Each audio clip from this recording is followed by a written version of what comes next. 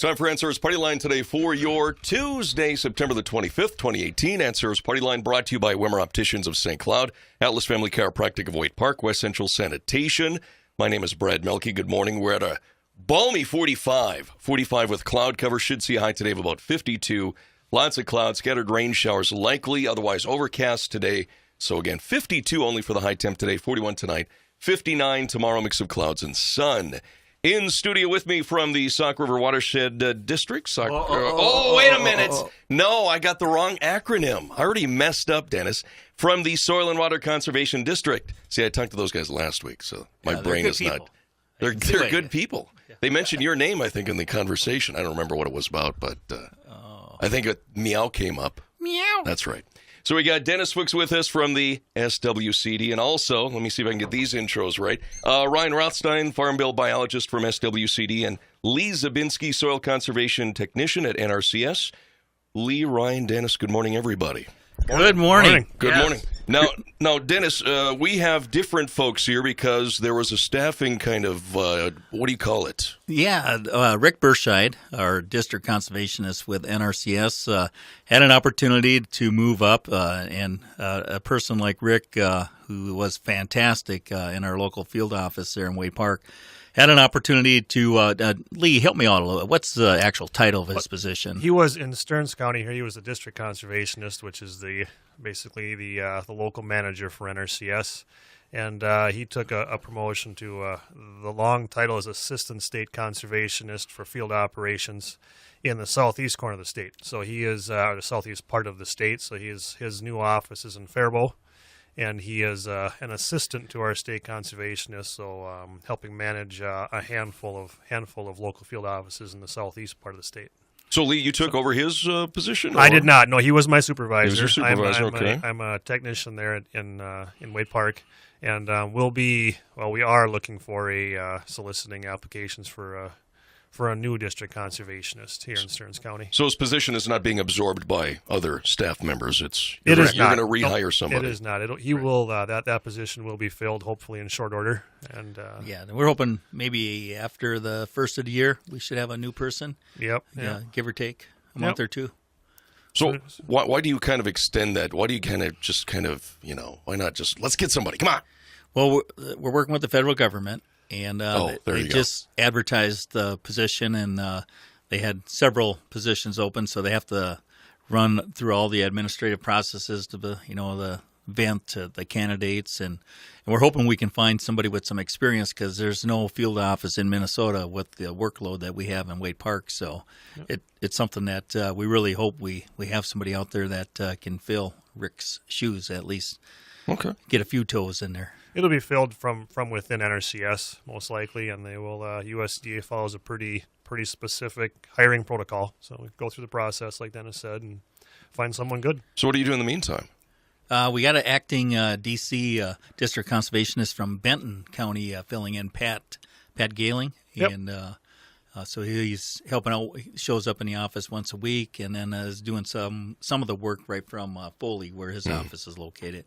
Okay. Pat worked in our office in the early 90s, 90, 91, 92. I think Pat was in the Stearns County field office, so he's familiar with the area and does a real good job. Happy to have him. Yeah, he's a good guy. So ultimately, are you looking for somebody that's from the area, or what would be ideal? Well, ideally, we'd find somebody with some good farm background and livestock experience. That's harder and harder to find. But ideally, we'd find someone with those two traits in particular, and someone who has a good handle on USDA programs and what we can do, what we have to offer. Who makes the final decision? Who kind of does the interviewing and says, okay, we're going to hire this person? Well, USDA follows a pretty specific protocol for everything human resources related, but they will screen a handful of applications, create a short list of fully qualified individuals, and then there'll be a panel of 3 or 4 people within the agency that will interview them. And in-house? It'll be probably from either St. Paul or Brooklyn Center. Oh, okay. So it won't be in Waite Park, but and then those those individuals will select the best candidate. So I guess you could say the decision will come from one of NRCS's staff in St. Paul or Brooklyn Center. So has it always been that way? Yep. Yes. And they just say, okay, here you go. Here's what we found. Good luck. Here he is. Yep. Or he or she is. Well, whomever. The local staff don't have direct input with who is chosen. Okay. But we're pretty confident we've got good people making those decisions. I think we'll get someone good. So no issues in the past. It's always worked out for the good. Yeah, for the most part. For the most part. Yeah. I mean, sometimes you don't know until you get somebody in the office that you could see some improvement, but sure. For the most part, it's worked out pretty dang good. Okay. Sometimes you buy a new car and discover something you didn't expect, but yeah, not everybody buys a Ram, So some people, they just don't know what it feels like to be in a great vehicle. So Lee, how long have you been with NRCS? About 17 years. It'll be 17 years in October. And this is the first time I've ever met you, I think. Yeah. What's been holding you your back? luck ran out. Yeah, Rick left, and we pulled him out of the closet. Scratching the bottom of the barrel, so here I am. Yeah. Ryan, how long have you been with SWCD? So I just started in June, the end of June I started. Okay. Now, Rothstein, I got to ask, how's the relation with Randy? I know you were chatting it up. So I got to think here. His dad and my grandpa would have been first cousins. All right, So there's a it's distance. still Stearns County. Same tree, a lot of branches in between. Yeah. Okay. Sure. My grandpa's family had like 15 or so kids, so there's a lot of branches coming off that tree. Sure. All right. And, go ahead. I was just going to say, I was visiting with Randy this morning, and I told him we wanted a Rothstein on the Stearns SWCD team so that we could win the Super Bowl. There you go. Got a draft or something? Yeah, right. Something like that. Yeah, I'll try not to Blair Walsh it, though. So, Dennis, what should we focus on today? Well, I wanted to, with Brian's position, this is a position that traditionally was held with the Pheasants Forever employee. Kevin Roth was our previous employee in this position, but we have now turned this into a Stearns SWCD position. It gives us a little more control over it. A lot of times, Pheasants Forever treated that as an entry-level position. They'd stay here for a year or two and then move on an opportunity to move up or work for a state agency or for NRCS. And we're looking at this as a career position, and we're fortunate to find Ryan to join our team. And our Stearns SWCD and the Stearns Pheasants Forever chapter have a long-term history of supporting this position. And they continue to help us with this position, and we continue to work with them to identify good educational projects and habitat projects out there to increase our awareness of our natural resources. And we're just really excited to have Ryan on our team. This is going to be a good fit. And he can talk a little bit later about some of the projects he's working on. But, it's just a new position with the Stearns SWCD, and we're looking at this as more of a career soil conservationist type of position. And with his background here from being from the county, he knows some of the landowners already. And that's one thing with the Pheasants Forever folks when they were rotating in and out of the office so quickly, we couldn't build that relationship with the landowners. And when you're doing stuff in a voluntary fashion like we do out of our Wade Park field office, you really want that relationship with the landowner. And Ryan brings that right from the get-go to the team. So we're really, really happy to have him on our team. So, Ryan, how much were you knowledgeable about Pheasants Forever and, getting this position? So I was relatively unfamiliar with Pheasants Forever before I started this. I've been members of other conservation groups, but I've been pretty impressed just seeing all the work that Pheasants Forever does on a local level. Dennis told me this when I started. I didn't realize it, but they're responsible for a big chunk of the WMAs that are in Stearns County even. So it's really impressive to see the work that they do locally rather than just all the money and the time and effort being funneled into a bigger federal organization. WMAs? Wildlife management areas. There you go. All right. So, and how do you like it so far? I love what I do. I feel really fortunate to have gotten this job. In the conservation and wildlife field, it's pretty tough to get a job where you're from. A lot of times you end up somewhere else, and for me to have been able to come straight out of school and come right back home, I mean, it's pretty much a dream come true. Where was school? So I just finished up my master's degree in wildlife management at Texas A&M Kingsville this summer. Wow. And, was down there for almost 3 years, 2.5, 3 years, and then been back here for a few months now working at the SWCD. Very good. Let's take a break for some news information. We'll have more information from SWCD and NRCS with our guests here this morning on Chasm Radio.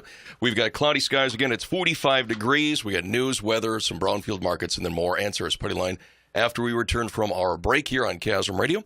Once again, Minnesota News Network news update. It's 9:30. It's Chasm Radio. Answers Party Line continues on Chasm Radio. My name is Brad Melke. Good morning. It's a Tuesday. We are visiting with representatives from SWCD and NRCS. In studio, we've got Dennis Fuchs, administrator at SWCD, and also from SWCD, we've got Ryan Rothstein with us, Farm Bill Biologist, and Lee Zabinski, Soil Conservation Technician, NRCS. Lee, Dennis wanted to focus a little bit on you and with regards to soil health. You also are a farmer, right? Right, Lee? Part-time. Part-time. Yeah. Yep. How do you find the time? Well, that's tough. Yeah. But I am renting or operating some cropland that my family owns, just south edge of Wade Park, and it takes time off work, weekends, evenings. I guess the typical hobby farmer type thing. I tell people I'm not a real farmer. Real farmers can make a living at it, and I have the luxury of relying on a full-time job. So it's is that a rarity in the office as far as NRCS and SWCD? You don't have many. Yeah, I also do some farming on the side. Yeah, we've got several staff that grew up on farms and, were involved with farming, but now work full-time at the SWCD or NRCS. So it is unique to have a staff person there in the office that is still very much involved with farming. And we do have Luke Herkenoff also that farms on the side and gets help from his dad with milking and stuff like that. But to me, it's very valuable to have a person like that in the office because they are experiencing firsthand the stuff that we're trying to promote, like soil health and cover crops. And Lee was part of our soil health tour here a few weeks ago, and it was a fantastic day and tour. And Lee shared some information about what he's trying to do on his farm, on his rented acres. And I was thinking, well, I bet those Chasm listeners that weren't on the tour would love to hear about it. I know. I would. Well, tell us a little bit about it, Lee. Well, what an intro. Well, I'm raising corn and soybeans, and I have personally, I have a lot of interest in soil health at NRCS and at the SWCD. We preach soil health, routinely, but I do have a personal interest in it. And I think it's a very valuable, very valuable objective is to improve soil health. So I've started experimenting with cover crops. Last year I interseeded my corn, 35 acres of corn with the cover crop of rye, just cereal rye, radish, and crimson clover. I interseeded that when the corn was at about V5 stage, so about knee high, I guess you could say. Now, when you made that choice, did you already kind of know, okay, if I do this, I know I'm going to get this result, or is it something with, let's try this and see what happens result? It was a little bit of both. I've done a lot of reading and a lot of watching YouTube videos and reading articles and trade magazines about, I guess you could say, the cover crop movement or the soil health movement. There's a lot of farmers that have taken this on. Cover cropping is nothing new. Farmers have used cover crops for centuries. It's nothing new. It's gained a lot of traction in more recent years because the decline in soil health across the whole nation has become more obvious. We've lost a lot of topsoil. We continue to lose a lot of topsoil. Anything we can do to keep topsoil where it belongs is something we need to pay attention to. So I had some ideas what to expect, but the whole interseeding idea isn't very widely popular yet. There are plenty of farmers experimenting with it, but there's a lot of challenges that go with it, particularly with herbicide considerations. But I was hoping or speculating I can see some more immediate or faster changes in soil organic matter and soil mineralization or nutrient mineralization in the soil. And so that's kind of why I give it a try. And I guess I learned a lot. It did work out well overall, but there's some challenges. So what is ideal soil health? It sounds like from what you just described, Lee, that it's got to have the topsoil, got to have the minerals, you got to have what else qualifies for ideal soil health? Well, a soil with a high level of organic matter, soil organic matter, and a lot of biological activity. Those two things are the key, and they go hand in hand. If you have a lot of biological activity happening in the soil, there's usually pretty good soil organic matter as a result. In our area, we have on the fields that I'm experimenting on with this, we have organic matter levels between 1.3 and 2.5, so they're on the low end of the soil organic matter spectrum. That we work with a lot of farmers south and west of here that are managing soils with organic matter levels upwards of 6%, 5%, 6%, 7%, and I dream of that. That would be that would be wonderful. So that's what I'm trying to get to is those increased organic matter levels. But yeah, you asked what a healthy soil is. Well, it's high organic matter and good biological activity in the soil. So time is the only thing that can increase that the organic matter that you're kind of striving for in your soil? Time is a huge factor. Yeah. That you put it into overdrive by jacking up the biological activity in the soil, and that's where the cover crops come in, where you're introducing different soil microbes and just different plant structures, different plant characteristics. We talk about 4 functional groups when we talk about cover crops. We talk about warm season grasses, cool season grasses, legumes, and broadleafs, and those 4 functional groups all offer something different specifically for soil biology.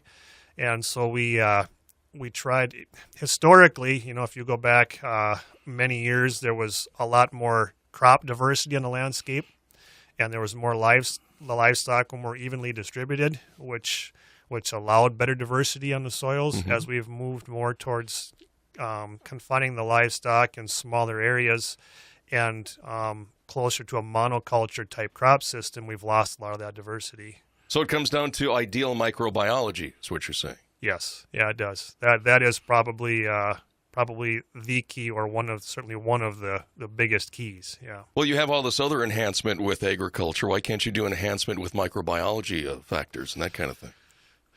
That's a good question. Probably a good question for a chemist or a plant geneticist. That'll be your next staff member coming up. Yeah, but I don't know. I guess biology is just kind of crazy that way. We can't engineer additives or supplements to put into the soil that can create that can stimulate or create the biological diversity and create organic matter in a short turnaround time. That's why I was kind of expecting the answer, but I wanted to kind of see if there was anything. I guess you could say the scientific world hasn't offered us those options yet. There are some additives that you can use, or supplements you can use in the soil to help improve the way plants use nutrients. The other thing, another soil health principle, is just to minimize soil disturbance. Yeah. Every time you disturb the soil, you're releasing a lot of carbon dioxide and energy that the microbes could be using, and converting that into organic matter. So I've seen some corn silage fields that have already been moldboard plowed, and it almost brings a tear to my eye. Remember that commercial when there's that Indian, he sees all that garbage blowing up? Yeah.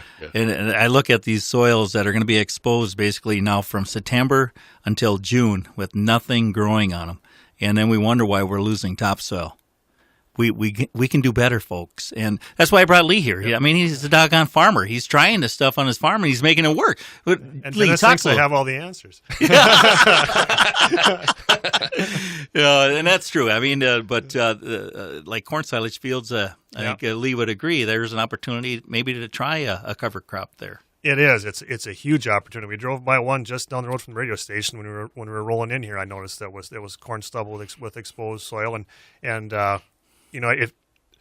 if you're harvesting silage, obviously you're feeding livestock. If you're feeding livestock, you have manure to apply, and therein lies a huge challenge with managing cover crops on ground where you've chopped corn.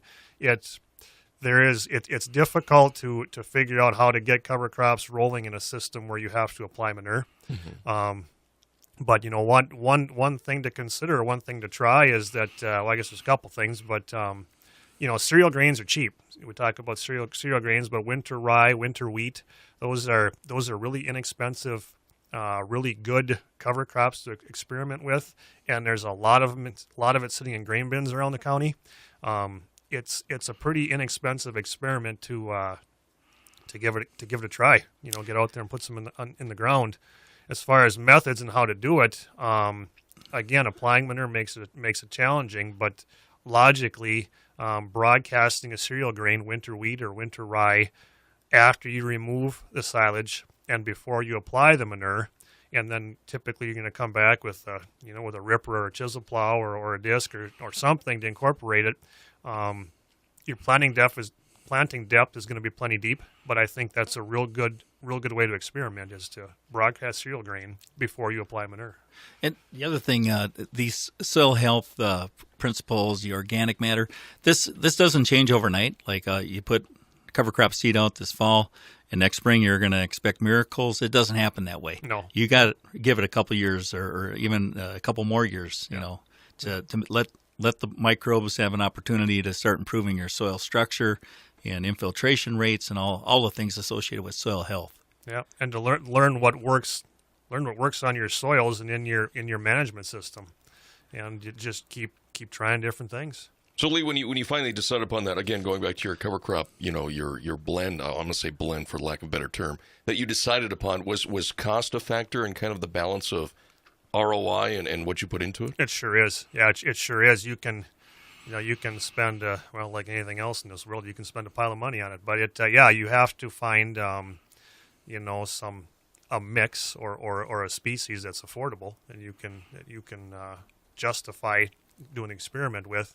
There are programs. USDA offers some programs. The Sauk River Watershed District is offering some assistance, financial assistance, to give these a try, and that's a really nice way to justify putting some extra money out there. But yeah, cost was a consideration. The cereal grains are cheap. Winter rye, annual rye, winter wheat. The brassicas, radish, rape, things like that. Those are a little more expensive, and some of the clovers are more expensive. But does more expensive necessarily mean better output of soil health or better result of soil health? To some extent, yeah. It does. Yeah, it does, because you're using, like I mentioned earlier, those 4 different functional groups. They do different things in the soil. They point to different biology, different activities in the soil.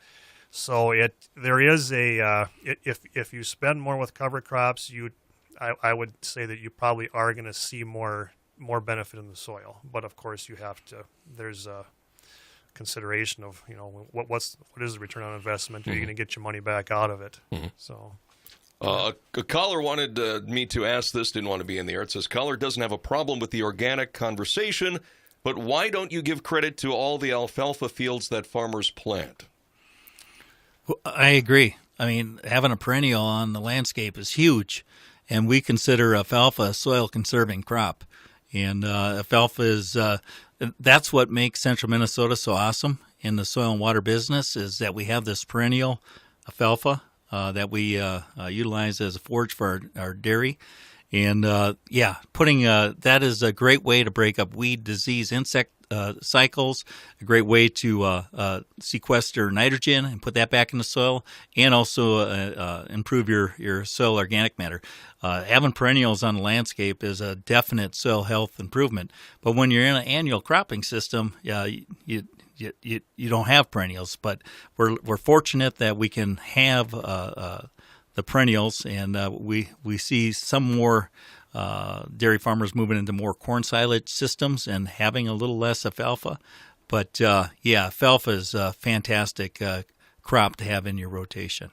Okay, that's a terrific point. Yeah, it's a great crop. It's not as uniformly dispersed across the county as we used to find it. The livestock are not as evenly spread or evenly distributed as they used to be. So the legumes like alfalfa are not as evenly distributed across the county, as it used to be, and that's one of the concerns we have.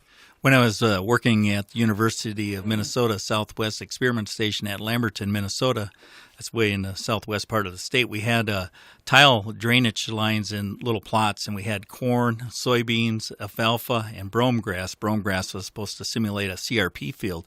And we would collect water samples from the tile lines and measure the nitrates that are coming out. And either a corn or a soybean system, we consistently had nitrates coming through those systems. No matter if we had nitrogen best management practices or not, we still had nitrates coming through those systems.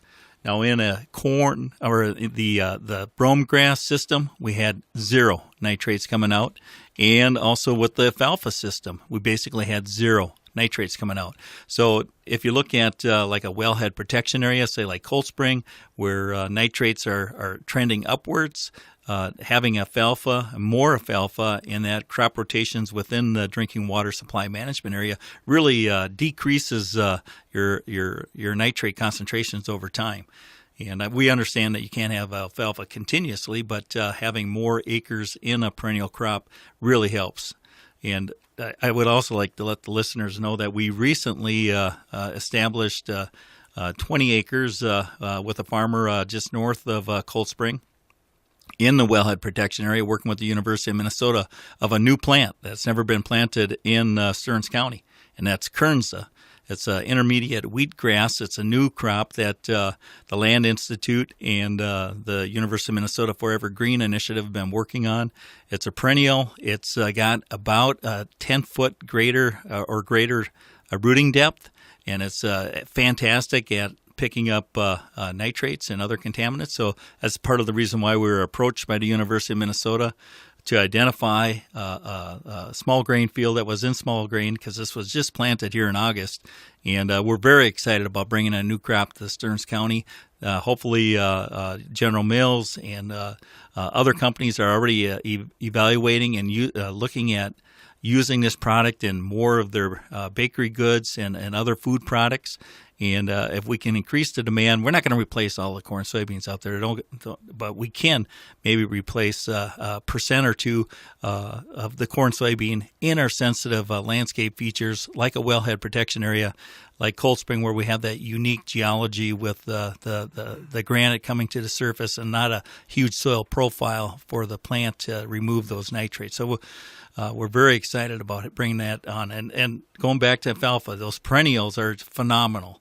And anybody that's had CRP and you go out there, and if you check the soil structure there, today, after 10, 15 years of having that versus when you put it in, it's amazing how much structure you have out in that field, and how if you could do an infiltration test before you put it in CRP and after, it'll be phenomenal, the difference in how quickly rainfall will saturate into that or soak into that soil. Okay. Another question from a listener, maybe on a smaller scale here. What kind of cover crop do you recommend maybe for a garden? Boy, there's so many out there. There is I can throw a website out there, but the Midwest Cover Crop Council, that's Midwest Cover Crop Council, has a website that is really, really good at helping people decide what to plant. But just off the cuff, if you choose 2 or 3 from a different functional group, so like a warm season grass, like a wheat or a rye, and then a brassica, turnips or radishes, and then some type of a clover, one with those 3. That's a good way to start. And those seeds are available in many. They're easy to find, readily available. But for my garden, I'm pretty cheap. I just put a little oats out there, and oats. Yeah, that's a great one too. Yeah, inexpensive and easy to find. There should be like these prepackaged kind of, well, let's see, if you're a beginner, here's what you should try. Try this package or this combo or whatever. There's an increasing number of seed companies offering mixes. Okay. If you just type in cover crop seed on the internet, you can spend a day sorting through what you find. But there is an infinite number or types of mixes out there. There's a lot out there for pre-canned mixes that you can buy by the pound. Order them online, they ship them to your door. I mean, it's easy to get your hands on this stuff. Is it have you seen, I mean, do you agree with what they have put together? Do you think, oh, yeah, this is going to work? Or has it anything ever come across where you said, oh, why are they putting this together? This is not going to work very well. Well, I'm a far cry from an expert, but there is every situation is different. Yeah. You know, some of the expensive complex mixes are not going to be the right thing for every situation. Sometimes the super cheap simple mixes, maybe you could do a little better. You know, there are some that are, you know, pretty expensive and can offer a lot of different improvements in the soil, but you have to figure out what you can justify and what you need. All right. Got about 3 minutes, Dennis. Well, maybe we could have Ryan just touch on one of the special projects that he's working on. We submitted a application along with a few other partners, including the Sauk River Watershed District, and I'll have Ryan just briefly cover that. Okay. Sure. So we just recently presented this to the Lessard Sam's Outdoor Heritage Council down in the Twin Cities 2 weeks ago, I think it was. And basically what we're trying to do with this program is we're recognizing that there's a lot of development pressure coming from St. Cloud from the east. This is a really desirable area to live in, and there's a lot of development pressure on the area. And at the same time, with the farm economy being tough as it is, there's a lot of pressure on farmers to till more and keep tilling more. So what we're looking to do is we recognize that there's a lot of areas in the county, particularly along the main stem of the Sauk River, that still have really good habitat. You know, it's areas that are too tough to farm, or it's areas that haven't been developed yet that still have really high quality and in some cases pristine habitat. And this is something that we're looking to protect with long-term easements that would allow the landowner to be compensated for the easement, but still retain all the rights to owning the property, you know, all hunting rights, all management type rights. And it's just a program to try to protect what we have and to try to link up some of these habitat corridors so that we can keep wildlife present in the county in good numbers. Because as the landscape becomes more fragmented, I think we will start to see, if we don't protect some of these areas, we might start to see declines. And I mean, we have in pheasants. Pheasant numbers the last 5-10 years have not been great. And deer and turkeys could go the same way if habitat quality and quantity keeps decreasing. So what we're looking to do with this is to try to link up some of these patches as we go. Okay. And what is, as far as results and how much time to put into it and what you're hoping to expect, is this something that it's going to take 2 to 3 years to see some results, or? Well, so it is a permanent easement. It would be a permanent easement, which means that it sticks with that land forever. But like I said, the landowner still retains the rights to use the property, and they can sell the land too. I think it's more not necessarily, I mean, it is an immediate benefit, but it's also a permanent benefit because that's land you're never going to lose. Okay. All right. If somebody has more questions about what we have talked about today, how can they get a hold of everybody at the office? 320-251-7800, extension 3. Once again, grab that pencil. I'm going to say it again.